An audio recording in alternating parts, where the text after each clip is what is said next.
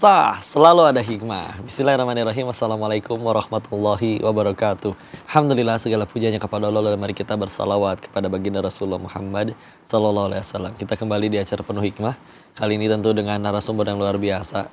Kita kali ini akan belajar dari seorang wanita hebat yang membuktikan kalau cantik sesungguhnya itu lahir dari hati yang nggak pernah menyerah. Namanya Kak Arih Listia. Ini tahun 2014 jadi titik balik luar biasa bagi beliau karena kecelakaan tragis, fisik yang gak lagi sama. Sempat mengurung diri selama setahun, merasa dunianya gelap sampai akhirnya beliau bisa berdamai dengan keadaan dan membangun kembali rasa percaya dirinya. Assalamualaikum warahmatullahi wabarakatuh. Waalaikumsalam, Kak Denny. Sehat ya, Kak? Alhamdulillah sehat. Tapi pun. Ya pun. Alhamdulillah. Karena beliau ini ternyata dari Lampung ya. Iya betul. Masya Allah, izin tanya-tanya ya. Iya silakan. Kau pengen mulai dari kejadian yang titik balik itu sih. Itu terjadi apa memang di 2014 itu? Ya, jadi di 9 Oktober 2014 Ya. itu Sampai aku, inget tanggalnya. iya, karena 9 benar-benar Oktober merubah 2014. hidup aku banget kan. Itu aku mengalami kecelakaan kok. Aku waktu itu naik motor di lintas Sumatera. Ini bawa sendiri? Iya, Terus? di Bandar Lampung. Itu aku ditabrak sama truk saat aku habis nganter adik aku. Dan karena kecelakaan itu, tangan kiri aku ini remuk. Terus tangan kanan ini mengalami kelumpuhan. Jadi kalau bahasa awamnya itu dokter, syarafnya itu kecabut dari akar di pundak kita itu banyak saraf. Sama kaki juga fraktur. Jadi multiple fraktur tangan dan kaki. Terus akhirnya dibawa ke rumah sakit. Perlu berapa lama sampai akhirnya recovery selesai keluar dari rumah sakit? Recovery-nya lama kok. Jadi aku 1 tahun 3 bulan tuh aku di tempat tidur aja, bener-bener 1 segala. tahun 3 bulan di tempat tidur? Iya, segala aktivitas dilakukan di tempat tidur. Dan itu posisi nggak bisa miring ke kanan dan ke kiri karena semua kena kan. Kaki waktu itu fraktur, tangan yang kiri ini juga fraktur. Jadi bener-bener kayak terlentang aja selama 1 tahun 3 bulan. Dan setahun setelahnya tuh aku mulai bisa duduk pakai kursi roda gitu. Jadi total recovery mungkin sampai aku bisa aktivitas lagi tuh 3 tahun. 3 tahun. Ya Allah. Betul. Terus sekarang pakai alat bantu yang untuk Brace. Jadi ini alat bantu baru aku pakai setahun terakhir karena aku operasi yang ke-6 kemarin di tahun kemarin. operasinya untuk Saat itu karena ini kan saraf aku terputus, jadi berusaha ikhtiar buat diganti pemindahan saraf gitu.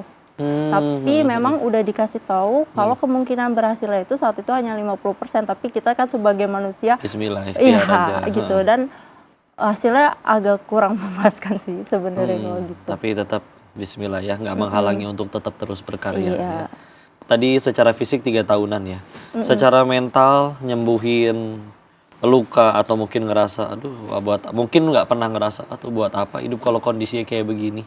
Atau mungkin pernah malah marah ke Allah. Jujur, aku pernah kayak ngerasa bertanya sih sebagai manusia yang kadang imannya ya turun naik, nggak bisa dipungkiri kan. Jadi itu aku sering kayak bertanya, kalau aku itu baik, masih banyak yang lebih baik yang dikasih cobaan ini. Aku jahat, masih ada yang lebih jahat gitu. Jadi aku benar-benar saat itu di titik segalanya hancur, kok nggak cuma fisik aja. Saat itu aku mahasiswa, dan itu aku di drop out juga karena kecelakaan ini. Nggak mau harus berhenti ya, iya, nggak bisa lanjut. Betul. Terus aku saat itu hopeless, jadi benar-benar nggak tahu mau ngapain. Segalanya itu udah benar-benar berakhir, keuangan saat itu udah habis-habisan buat pengobatan gitu. Sampai akhirnya nemuin titik momen bangkit tadi, sampai akhirnya nemuin minat di make up itu gimana ceritanya?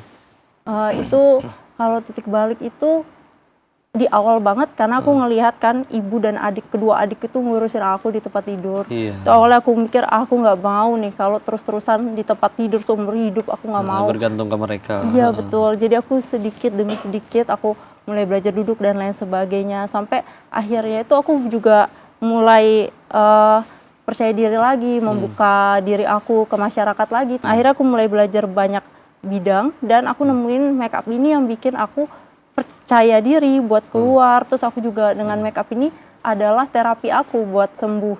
Malah make up itu juga bikin aku berdamai. Akhirnya bisa berdamai dengan keadaan dan bisa jadi diri aku yang sekarang gitu. Alhamdulillah ya. Terus sekarang udah aktif nih, sukses jadi konten kreator. Awalnya di mana? Di ini Instagram, TikTok? Awal pertama kali di YouTube. Jadi aku kan tinggi ya kok ya. Jadi kaki aku ini lebih panjang. Maksudnya Oh, aku gitu. tingginya di kaki. Ternyata kok ini Allah ciptain paha aku lebih tinggi tuh ternyata hikmahnya adalah Adalah? sekarang aku pakai buat gosok gigi, buat make up, buat Pakai kaki. iya. Karena ini kan nggak bisa nyentuh kepala. Terbatas, Iya, ini nggak bisa nekuk dan nggak bisa nyentuh kepala. Jadi aku begini. Jadi Iya, ya, panjang. sikat. Iya. Jadi sikat Iya, giginya aku taruh di sini. Heeh. Buat make up juga sekarang kan pakai lutut gitu. Wih, penasaran sih gimana ya mereka pakai lutut ya. Tapi Masya Allah masih penasaran dan masih banyak banget yang pengen kau tanyain. Kita jeda sebentar, jangan kemana-mana. Tetap di Sah, selalu ada hikmah.